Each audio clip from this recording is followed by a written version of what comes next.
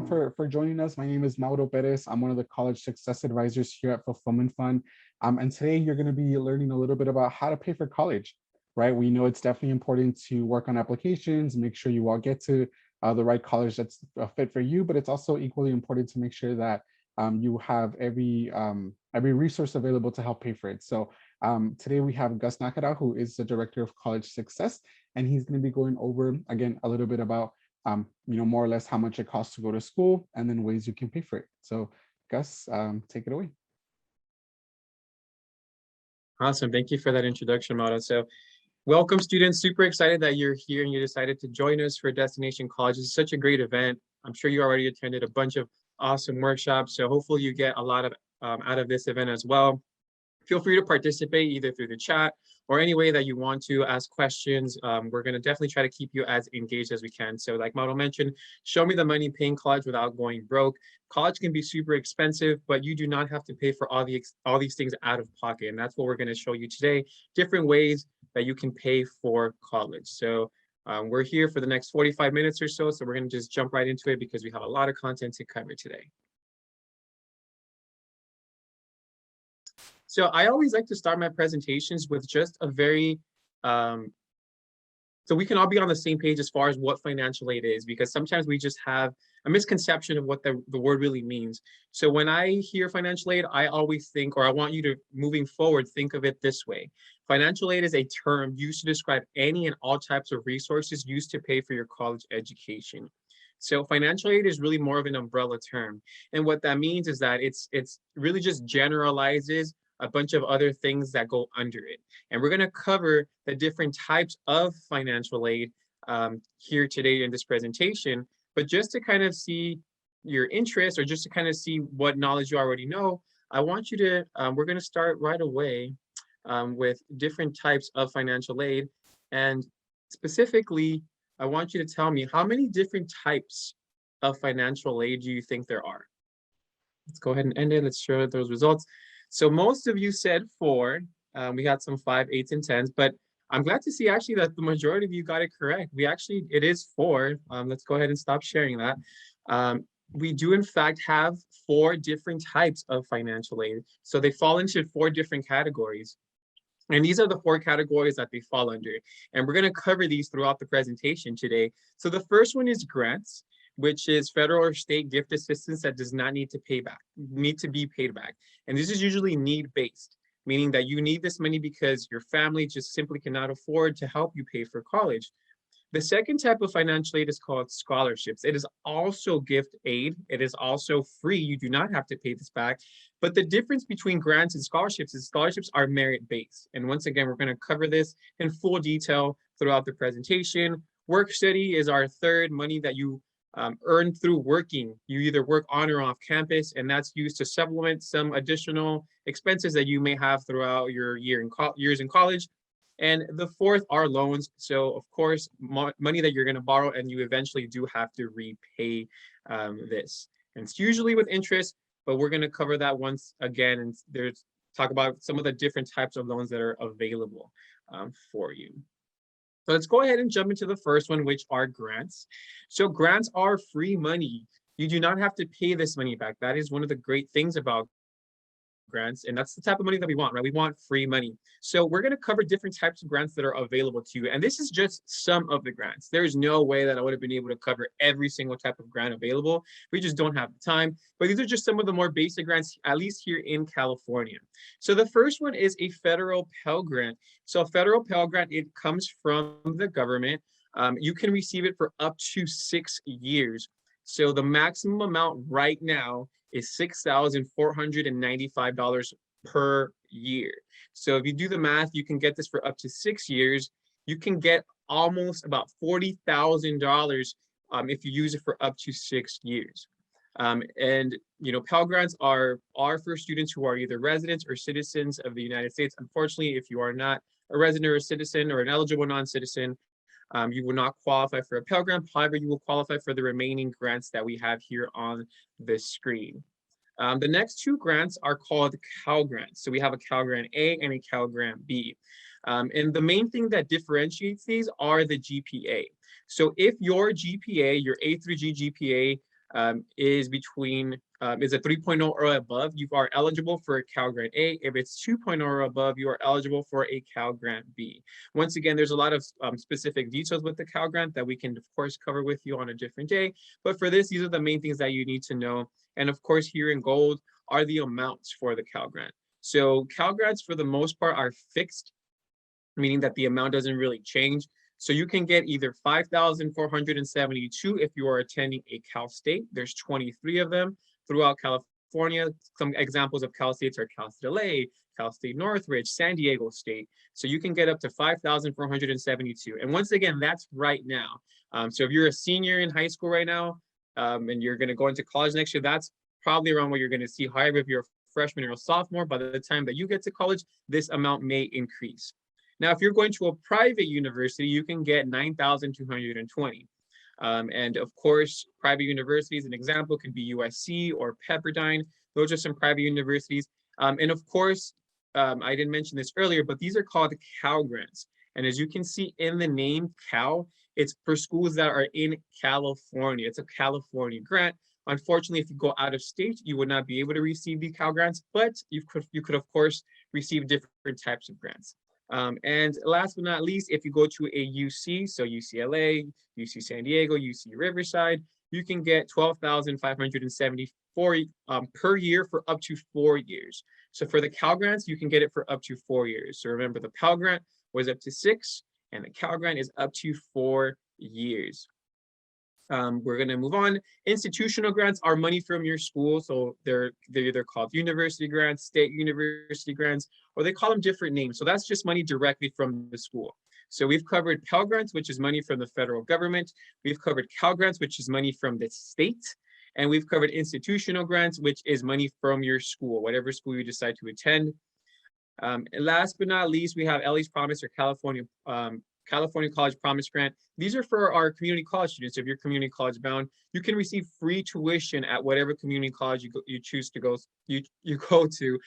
So it really, for these grants, it's not a specific amount. It's really, they just exempt you from having to pay your tuition.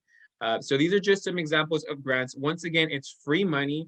It is need-based. And all you have to do to receive these grants is apply for one of the financial aid applications. So either the FAFSA or the California DREAM Act application. And we're going to cover what some of these applications look like in some of these future slides. The next type of financial aid are scholarships. So scholarships are also free. You do not have to pay this amount back. So if for whatever reason, you're applying for a scholarship and they tell you, oh, you have to pay a down payment in order for you to apply, it is probably a scam. So you should not apply for that scholarship. So most scholarship applications, or all legit scholarship applications will not charge you to allow you to apply to them. And these are just some examples of scholarships. Once again, there is no way I would have been able to fit all their scholarships down here, because there are hundreds of thousands of scholarships that you can apply for. But these are just a couple of the Hispanic Scholarship Fund is one that is pretty cool. You have to be of Hispanic heritage. I believe the GPA is a 2.5 minimum, and they can give you up to, or anywhere between $500 to $5,000 a year for the entire amount that you're in school. So that's actually pretty cool. And you can receive the scholarship, like I said, every year. It is renewable. The other scholarship, we'll go into this one here, bottom right. It's called Telecu. Telecu is also a pretty cool scholarship. I actually received Telecu when I got my master's, and I was really excited about that. So they do have, it's for undergrad and for graduate, and same thing with HSF, the Hispanic Scholarship Fund. And the Telecu one can vary really just depending on your financial need.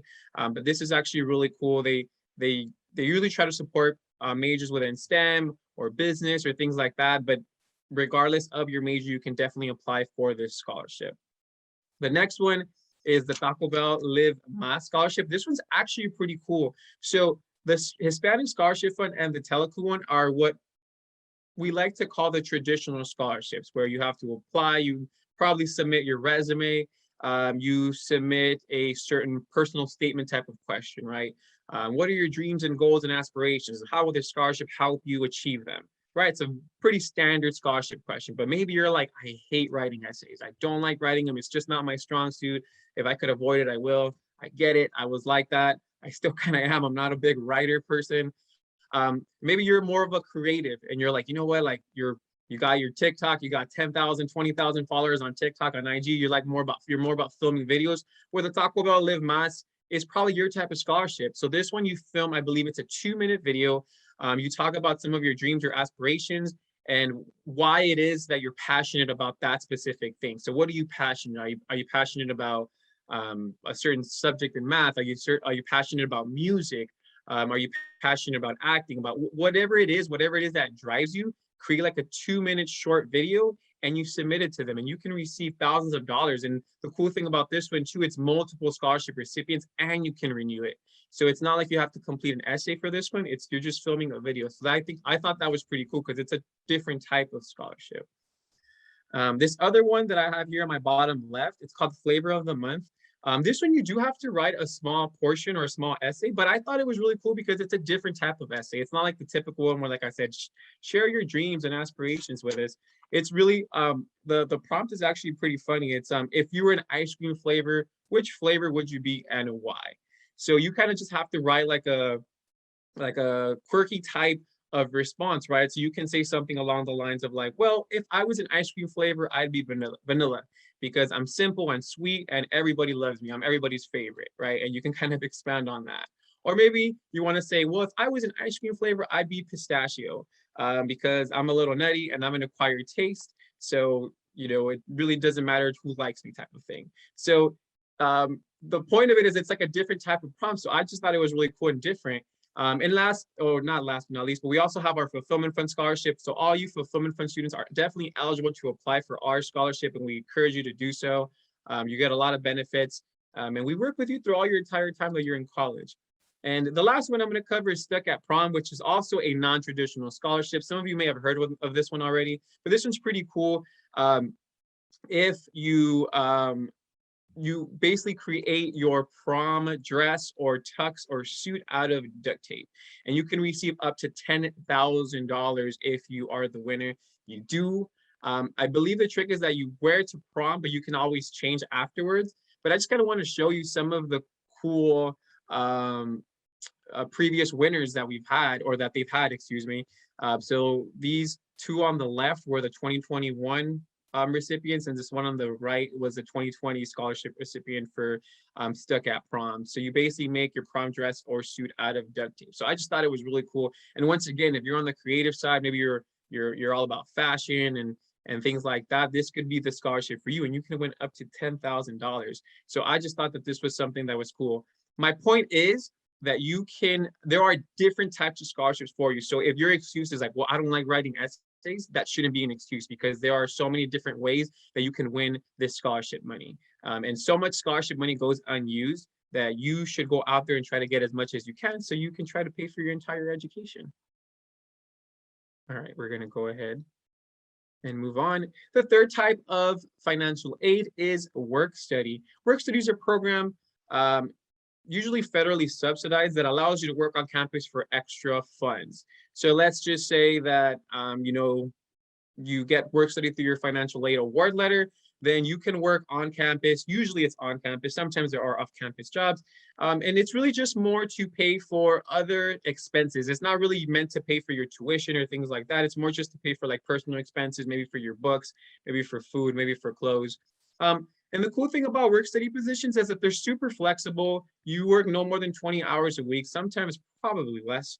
And it's pretty chill, right? Sometimes this is actually a work study position. This person's working probably like at the school library. And if it's not busy, you can do other things. So most bosses are pretty cool. Like, you know what? It's super slow today. Just go ahead and work on your homework. So your 2-hour, 3-hour shift, if no one comes in, you're just using that time to do your homework. So you're literally getting paid to do homework. So it's a really cool opportunity. So if you like to work, if you want to work, you can do it through a work study. So we're going to talk about loans, which is our next type of financial aid. But before we do that, I want to have a poll question for you, which is how long after you graduate or stop attending college do you have to begin repaying your loans?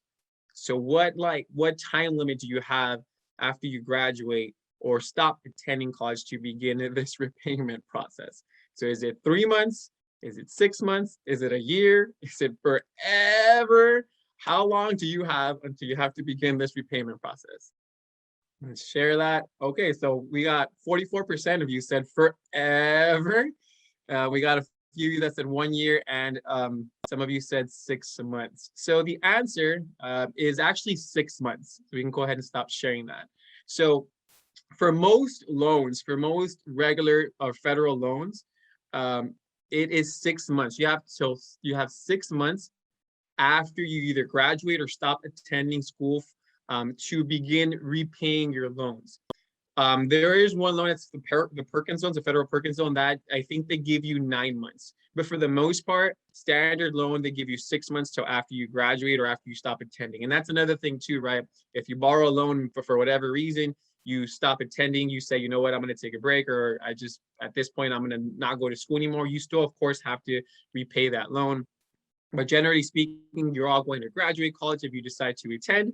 So you have till 6 months after you graduate. What that means is most of you are going to graduate around, June, right? So we're going to fast forward a few years once you graduate college. So you graduate in June, so you had until January of that following year, right? So 6 months later to begin repaying them. Doesn't mean you have to pay all of it, but you have to start your monthly payments. So you do have some wiggle room to find a job, kind of get your stuff together before you have to begin repaying these. So we're going to talk about two main type of loans. Once again, there's also dozens of loans out there, but the two main types that we want to discuss today are subsidized and unsubsidized. So the subsidized loan means that there is no interest while you're in college. Well, there is interest, but you're not responsible for paying it, would be the best way to say that. So that means if your freshman year of college, you took out a $5,000 loan, by the time you graduate 6 months later, like we mentioned, you have to begin repaying it. It's still just $5,000 because there was no interest. So for those of you that don't know what interest means, it's that it's money that you have to pay in order to borrow that. So it's like because you're borrowing money, they're charging you a little bit extra, is essentially what interest is. So for the subsidized loan, there is no interest that you're responsible while you're in college. For the unsubsidized loan, there is interest right away. So if you take out a loan today, by tomorrow, there's already some interest on it. So the interest rates are about the same. So right now, the interest rate is, I believe, 3.73% for both the unsubsidized and subsidized loan. Once again, this can change. It changes every year. Sometimes it goes up, sometimes it goes down. When I was in college, I took out some loans that were 3%, and then I also took out some loans that were around 5%. So like I said, it fluctuates. It just really depends. But of course, if you have the option, we recommend that you take out the subsidized loan because the subsidized loan will be more convenient to you. And like I said, there is no interest. But of course, the unsubsidized loan is also good. So some of you may have to take out both, and that's okay. Just be smart about the amount that you borrow. Your education is one of the most important investments that you're ever going to make in your life. So of course, if you have to borrow some money in order to pursue your education, there is nothing wrong with that. As long as you're borrowing only what you need. So like I said, don't be afraid of loans. I feel like there's this misconception that loans are bad. They are not. They are there for you if you need them. So now we already talked about the 4 different types of financial aid. And I just want to show you quickly what an award letter looks like. So every school that accepts you, every school that you apply to and accepts you will give you something like this. It's called an award letter. So it's a summary of how much financial aid they're going to give you. So in this case, as you can see, they have all the grants and scholarships up here. So this person received $6,000 or almost $7,000 in a university grant. They received a Pell Grant, a Cal Grant, and a health insurance grant for a total of about $27,000. They also received work study for $1,500, and they received subsidized and an unsubsidized loan. So for a total of $34,000. So it's always important to remember or recognize the type of financial aid that this person or that you're receiving. Right? Because if you just see that, oh, you're getting $34,000 in financial aid, that's awesome. Like, that's great.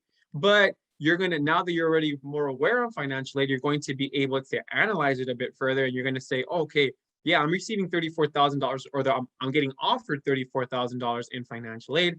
However, only $27,000 of that is in free money. So now you know that the remaining $6,800 you would have to pay either through loans or work study or out of pocket. And that's why, as you can see here on the award letter, they have that as net costs, meaning money that you're responsible of paying. And if you don't want to pay it out of pocket, then okay, here are your other options that you can pay these costs with. All right, so we're going to go ahead and continue. So we're going to talk a little bit about cost of attendance. So the reason why we need so much financial aid is because, of course, it costs money to go to school, right? Any university that you attend, any school that you attend is going to cost money, and of course, it can be expensive. So why is it that a school is so expensive? What do all those fees, what do all those expenses cover? Right, so sometimes you'll hear it costs $35,000 to go to UC. It costs $60,000 to go to USC or schools like that. So why is it they cost so much money? So we're going to just do a quick breakdown of what those costs cover. So when you look at costs, it's important to split them because there's different types of costs. So I like to split them in two different ways. The first one is fixed costs, and the second one is variable costs, right? So as you can see, this is an example for UCLA, and all UCs are about the same amount as far as costs are concerned. So the first column here covers if you're dorming at UCLA. The second column here is if you're living at an off-campus apartment at UCLA. And the third one is if you're commuting. So maybe you live close enough to UCLA where you can still live at home and you can drive back and forth every day.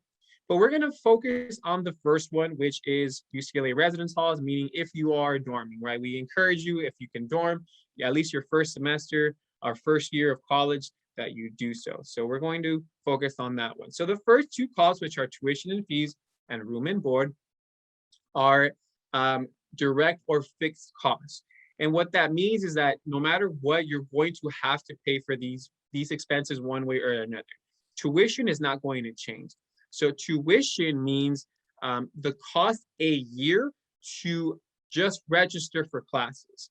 So if you're going to register for classes every quarter, you need to pay for your tuition or else you will not be allowed to register. It's important to remember that. So if the school says it's going to cost you $12,918, it is going to cost you $12,918. That is non-negotiable. You're going to have to pay that cost. The second one is room and board, right? The second fixed cost is room and board, or direct costs, as I also like to call it. And that's if you're dorming, right? If you're housing. Room meaning your dorm, and board meaning your food, right? So every one of you that decides to dorm, you're gonna have to pay for the dorm itself, right? Did you get a single, a double, or triple, right? Meaning, are you living by yourself with two people, with two roommates, three roommates, things like that. And your meal plan, right? How big is your meal plan? Are you getting 10 meals a week, 15 meals a week, etc.? So depending on the more meals you get, then the more you're going to have to pay. The point being is you will have to pay those costs, and that's the second one of the fixed costs. So the room and board isn't as fixed as tuition because depending, like I mentioned, on what kind of dorm you get and what type of meal plan you get, it can go up or it can go down. So instead of spending $15,000, maybe you only spend $13,000. So that $15,000 is more of an average amount. However, you are still going to spend this amount and you have to pay that money directly to the university. The other remaining costs, such as books and supplies, transportation, personal expenses, and health insurance, are variable costs or indirect costs, meaning that you will spend some of this money, but it will be indirectly, right? They can fluctuate. The easiest example I can give you are books and supplies. So this example estimates that you will spend about $1,635 in books, right? Or on books. However, you are going to be smart, you're going to be efficient, and instead of going to the bookstore and buying a book for $200, and believe me, there are books out there that cost $200, it's crazy. You're going to be smart and you're going to go on websites like Amazon and you're going to rent that exact same book that you could have got at the books for $200. You're going to rent it and you're going to get it for $50 or $40, right? And all it is that you get that, it's almost like checking it out of the library. You get that book, you use it for the entire semester, the entire quarter, and then once you're done with it, you ship it back to Amazon. So it's a really, really cool feature, and it's a fraction of the price. So because you use Amazon, because you use websites like Chegg and other book borrowing or rental websites, instead of spending $1,600, maybe you only spend $600. So you save yourself $1,000. So that's already money that you're saving. So it's just a really, like I said, and all same thing with transportation. They estimate you're going to spend $600, but maybe you don't spend that much. Maybe you're not going back and forth to home all the time, so you're not spending that much money. Same thing with personal expenses. you're not spending that much money, you're saving your stuff. So because of that, that money, or you're not spending that much money. So like I said, it's indirect, it's a variable cost. But anyways, as you can see right here, at $34,000 is all this added together. So even though it says that you'll be spending $34,000, in reality, only about $28,000 is in fixed costs. So the remaining $6,000, you can essentially find other ways of paying it, or you can actually decrease that amount. All right, so we're gonna move on from cost of attendance. So we're gonna talk about EFC, which stands for expected family contribution. So we already talked about different types of financial aid. We talked about cost of attendance. So how are they going to determine how much financial aid you're eligible for, right? We saw an example of an award letter, and it kind of showed what a person got as far as financial aid. So how do they determine whether you receive $0 in Pell Grant or if you receive $6,000 in the Pell Grant? So there are different factors that cover that. For today, we're going to just stick to two main ones. The first one is total household income. So they're going to look at how much your parents or your family made the previous year in their taxes. So you're going to have to go ask your mom, your dad, your parents, your guardian, whoever is responsible for you. And you're going to say, okay, can you give me the taxes for the previous year? So for example, our students who are seniors in high school right now, they're going to be using their 2020 taxes or their parents' 2020 taxes. So anybody who's a senior right now, you're going to ask your parents for their 2020 taxes, and that's the information that they're going to look at. So how much is it that your parents made in 2020? Did they make $20,000, $30,000, $40,000, $50,000? So that's one factor that they're going to look at. The next factor that they're going to look at is number of people living in the household, right? So how many people are living with, how many people are your parents responsible for? How many siblings do you have? Are your parents responsible for your grandparents as well? Who lives in your household? Those are the two main ones. And just quickly, these are the other ones, right? Did you work? Students' income? Are you a first-gen student? Do you have siblings that are also enrolled in college? Those are some other factors that they can look at, right? So we're gonna just do a quick example, right? So we have the Jones family and we have the Belcher family that you may recognize. So let's just say, so we're going to focus on two of our students here. So we're going to say Mary Jones. She's getting ready to go to college, right? And her parents' household income is $50,000. And our Belcher family, their income is also $50,000, right? And Tina is also going to be going to college. So she's getting ready to complete her financial aid. But of course, the Jones family is a family of 4. The Belcher family is a family of 5. Both of the families make $50,000. They make the exact same amount. So the question to you is, in theory, which is our next poll question, who would be eligible for more financial aid? Would it be Mary Jones? Would it be Tina Belcher? Or are they both eligible for the same amount? Who would be eligible for more financial aid? And of course, this is in theory because there's other factors, but assuming just based on the information that we know. So most of you said Tina Belcher would be eligible for more financial aid. Some of you, or the next one was both, and 3 of you said Mary Jones, so we can go ahead and stop sharing. The answer is actually Tina Belcher, right? She would receive more financial aid, and the reason, and of course, this is all in theory, the reason why she would receive more financial aid, if we go back to our slide, is because her family has more people, right? They have 1, 2, 3, 4, 5. So they have 5 mouths to feed as opposed to the Jones family who has 4 mouths to feed. So financial aid, when they're looking at this application, they say, okay, well, they have more expenses. They have 5 mouths to feed. They have 5 people to buy clothes for, things like that. So because of that, they are more than likely eligible for more financial aid than the Jones family, even though the income is exactly the same. So that's why don't ever assume that you're not going to receive financial aid. Sometimes students say, well, no, my parents make too much income, or no, I don't think I'm going to receive anything, or my brother went to college, my sister went to college, and they didn't receive any, so therefore I'm not. Situations always change. So that's why it's important that you complete your financial aid application every single year, and you always just give it a shot, because you never know how much financial aid you're going to receive. All right, let's go ahead and continue. So the way this works is cost of attendance. So how do they determine or what will your financial aid eligibility be at the end? So cost of attendance, so how much does the school cost versus your expected family contribution. So the way expected family contribution works, like I mentioned, after they determine all these factors of like, okay, what's the total household income, number of people living in the household, they're going to determine how much they feel your parents can contribute towards your education. That's your expected family contribution. So if it's zero, that's great, right? Because that means that they expect your family to contribute $0 towards your education. That's awesome. That means that they're going to try to pay for the rest of the amount. But if your expected family contribution is $500, then they expect you to pay $500 or your family to pay $500. And of course, that's just an estimate. So the lower your EFC, the better. And once again, your EFC is determined by some of these factors here listed. So this is just an example. Let's just say your EFC is $500. So it'll be, and the cost of the school we'll use right here in the third one, since we've been talking about UCs, 34,000 minus 500. So the school cost $34,000. Your EFC was $500. So they're going to determine that the need is $33,500. So based on that, that school is going to try to offer you $33,500 in financial aid. And they're going to try to give you that amount one way or another through the different types of financial aid, right? So they can give you maybe, if you're eligible for 33.5, they can give you maybe 25,000 in grants, 5,000 in work study, and the remaining 3,500 in loans. So that's why it's always important to really dissect what type of financial aid you're receiving.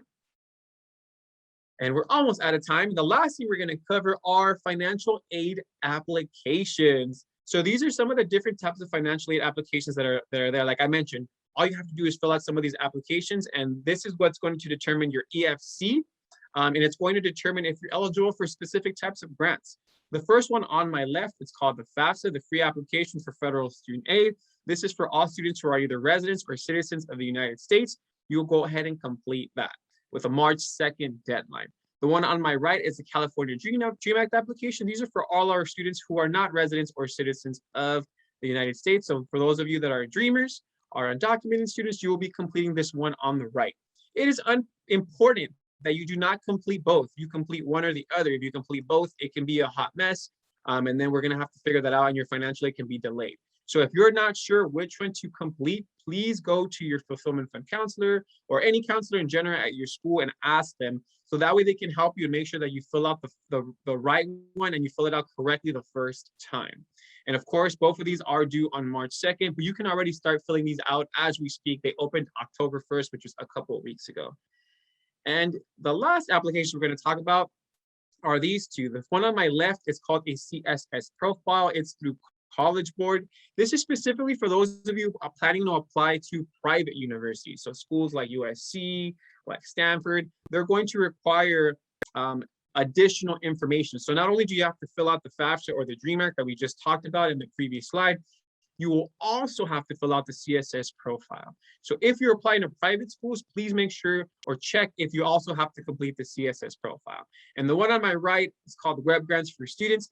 This is for you to manage your Cal Grants. So that way they know where do they send your Cal Grant money to. If you need to fix any issues with your GPA or things like that, you will be using your Web Grants application. So it's important to complete that your senior year of high school. All these applications, you will begin completing them your senior year of high school, but most of them you will continue to renew them. So every year that you're in college, you will continue to have to renew them. But after that, it becomes a lot easier because some of the information is already saved. So with that, I think we're pretty much right on time. We have about 2 minutes left to spare, I believe. Or no, actually, no, we might have a few more minutes to spare. So are there any questions? Hey, Gus, I know one of the questions that came into the chat had a little bit to do with